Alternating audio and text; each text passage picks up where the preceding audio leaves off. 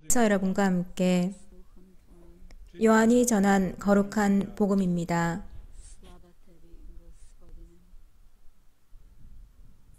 그때 예수님께서 제자들에게 말씀하셨다. 나는 참 포도나무요 나의 아버지는 농부이시다. 나에게 붙어 있으면서 열매를 맺지 않는 가지는 아버지께서 다 쳐내시고 열매를 맺는 가지는 모두 깨끗이 손질하시어 더 많은 열매를 맺게 하신다. 너희는 내가 너희에게 한 말로 이미 깨끗하게 되었다. 내 안에 머물러라. 나도 너희 안에 머무르겠다. 가지가 포도나무에 붙어 있지 않으면 스스로 열매를 맺을 수 없는 것처럼 너희도 내 안에 머무르지 않으면 열매를 맺지 못한다. 나는 포도나무요, 너희는 가지다. 내 안에 머무르고 나도 그 안에 머무르는 사람은 많은 열매를 맺는다. 너희는 나 없이 아무것도 하지 못한다. 내 안에 머무르지 않으면 잘린 가지처럼 밖에 던져져 말라버린다. 그러면 사람들이 그런 가지들을 모아 불에 던져 태워버린다. 너희가 내 안에 머무르고 내 말이 너희 안에 머무르면 너희가 원하는 것은 무엇이든지 청하여라. 너희에게 그대로 이루어질 것이다. 너희가 많은 열매를 맺고 내 제자가 되면 그것으로 내 아버지께서 영광스럽게 되실 것이다. 주님의 말씀입니다. 이 복음의 말씀으로 저희 죄를 씻어주소서.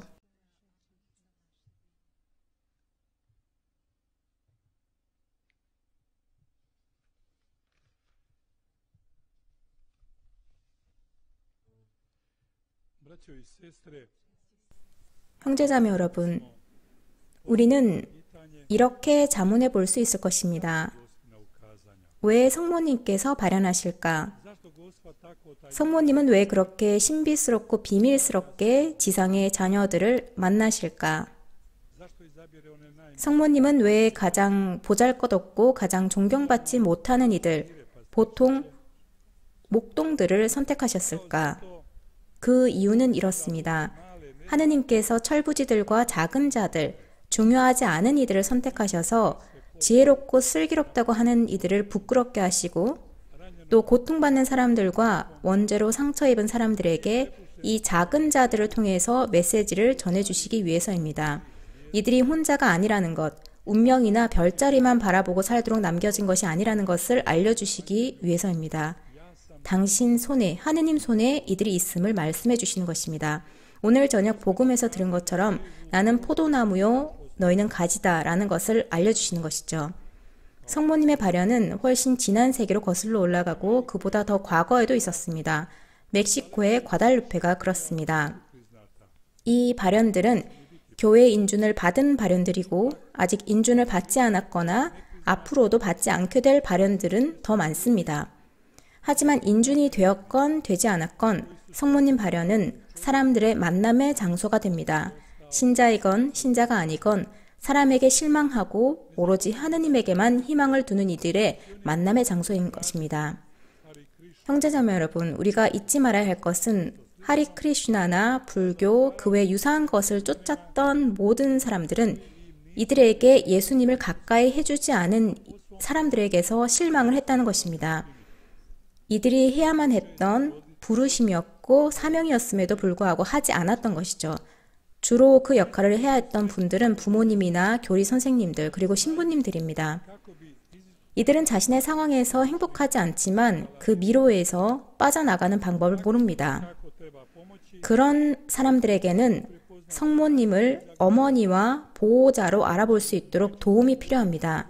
성모님은 어머니의 손길과 사랑으로 당신 아드님 예수 그리스도께로 이들을 데려다 주시고 또 이것이 인간의 궁극적인 목표입니다. 갈릴레아 카나에서 신랑과 신부에게 포도주가 떨어졌을 때 성모님은 사람들에게 그분께서, 즉 예수님께서 시키시는 대로 하라고 하셨습니다. 이곳 메주고르에서도 마찬가지라고 할 수 있지 않을까요?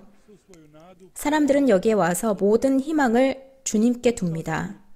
죄와 트라우마, 각종 실망 때문에 무거운 짐을 내려놓고 기쁨의 눈물을 흘리면서 각자 집으로, 가족들에게로 또 일터로 돌아갑니다.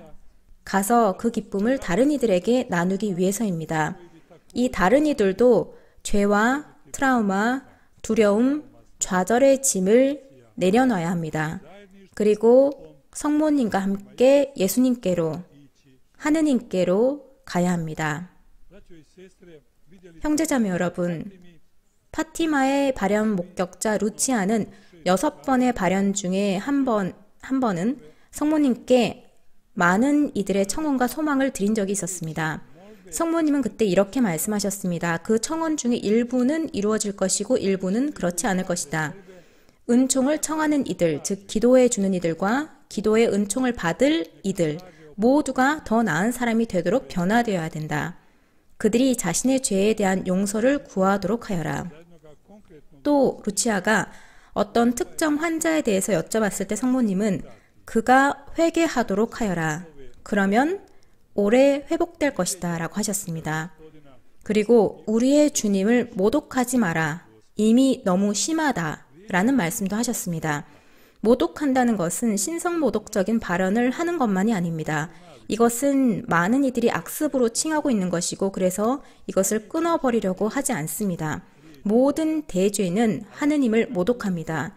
그리고 소죄는 끊어버리지 않으면 대죄로 가는 길이 됩니다. 형제자매 여러분, 성모님은 우리의 기도가 응답받기를 원하십니다. 그리고 그렇게 되려면 성모님께 청원만 드리는 것으로는 충분하지 않습니다. 성모님께서는 회개하라고 하시고 기도하라고 하십니다. 1917년 5월 13일에서 10월 13일까지 포르투갈 파티마에서 발현하시면서 이 말씀을 아이들에게 거의 매번 하셨습니다. 성모님은 여기서도 이 말씀을 반복하지 않으십니까? 기도, 묵주기도, 가정기도, 단식, 주일미사, 영성체, 고해성사, 그리고 가능하면 미사 때마다 영성체를 하라고 하십니다. 누구든지 이 빵을 먹는 이는 영원히 살 것이기 때문입니다. 형제자매 여러분, 파티마에서 성모님과의 첫 번째 만남에서 성모님은 아이들에게 아주 어려운 질문을 하셨습니다. 너희는 하느님을 위해서 희생을 바치고 하느님을 모독한 이들의 죄를 갚기 위해서 하느님께서 너희에게 주시는 모든 고통을 받아들이고 죄인들의 회개를 위해서 기도할 준비가 되어 있느냐? 그랬더니 아이들은 그렇게 하겠다고 답했습니다. 루치아는 프란치스코와 히아친사를 대신해서 답했습니다. 성모님께서 이렇게 말씀하셨습니다. 알겠다. 너희는 아주 크게 고통을 겪을 것이다. 하지만 하느님의 은총이 너희의 힘이 될 것이다. 또 다른 발언에서 이렇게 말씀하셨습니다. 나는 머지않아 프란치스코와 히아친타를 천국으로 데리고 갈 것이다. 그때 프란치스코는 10살이었고 히아친타는 9살이었습니다. 프란치스코와 히아친타는 그 소식을 듣고 기뻤습니다. 어른들 중에 이러한 것을 받아들일 수 없고 또 받아들이고 싶지 않은 이들이 얼마나 많습니까?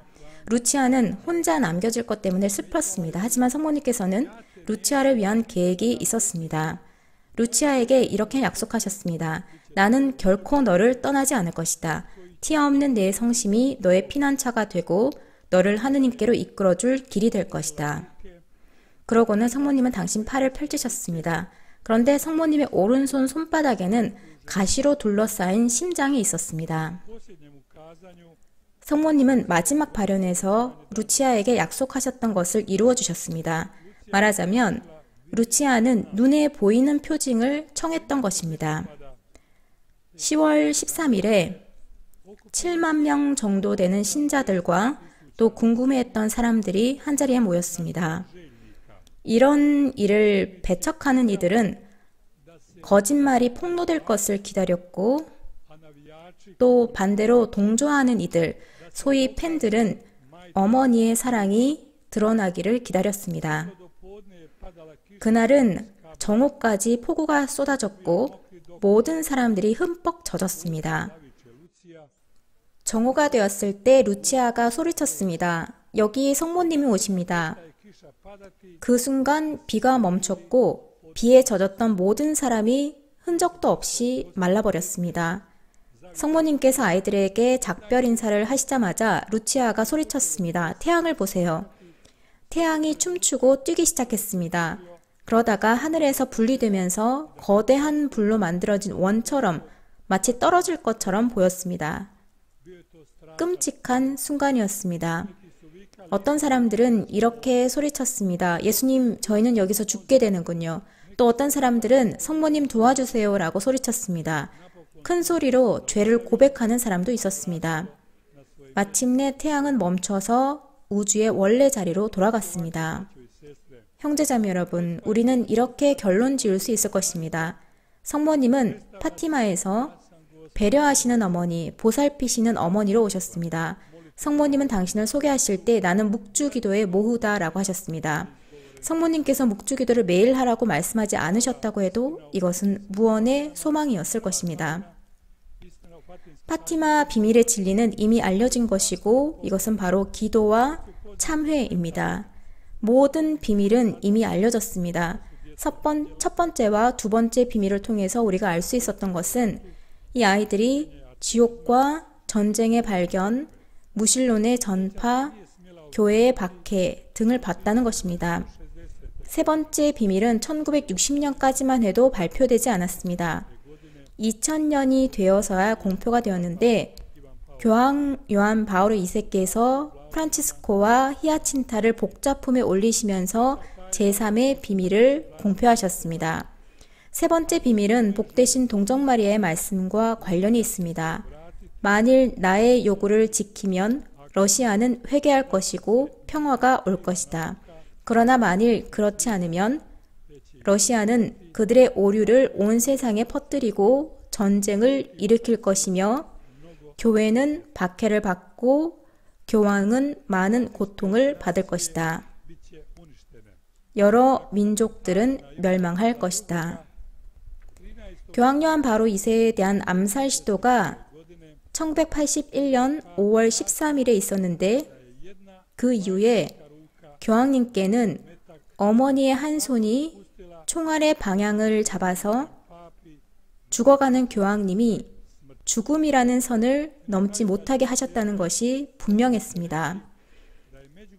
그리고 마지막으로 형제자매 여러분, 메주고리에는 파티마의 연장선상에 있다고 할 수 있습니다. 두 곳 모두에서 성모님은 어린아이들을 뽑으셨고 이 아이들은 담대하게 본 것을 증언하고 희생을 받아들이는 모습을 보여줬습니다.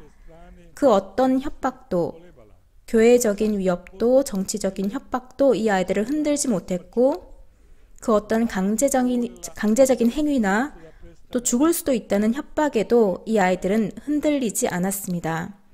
파티마에서 성모님께서는 전쟁을 멈추게 하기 위해서 묵주기도를 하라고 말씀하셨습니다. 당시 제1차 세계대전 중이었습니다. 여기에서도 그런 말씀을 하지 않으셨습니까? 전쟁이 일어나지 않도록 기도하여라. 많은 이들이 여전히 고집스럽게도 그 말씀을 거부합니다.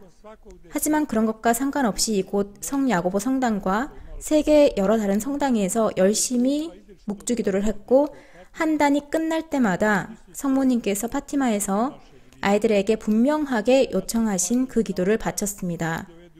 예수님, 저희 죄를 용서하시며 저희를 지옥불에서 구하시고 연옥 영혼을 돌보시며 가장 버림받은 영혼을 돌보소서. 복되신 교황 성 요한 바오로 2세는 이렇게 쓰셨습니다. 언제나 교회는 예언의 은사를 받았는데 이것은 분별해야 하는 것이지만 업신여겨도 안 되는 것입니다. 사도 바오로는 이렇게 말합니다. 성령의 불을 끄지 마십시오. 예언을 업신여기지 마십시오. 모든 것을 분별하여 좋은 것은 간직하십시오. 형제자매 여러분, 우리 모두에게 이것보다 더 좋은 권고가 있을까요?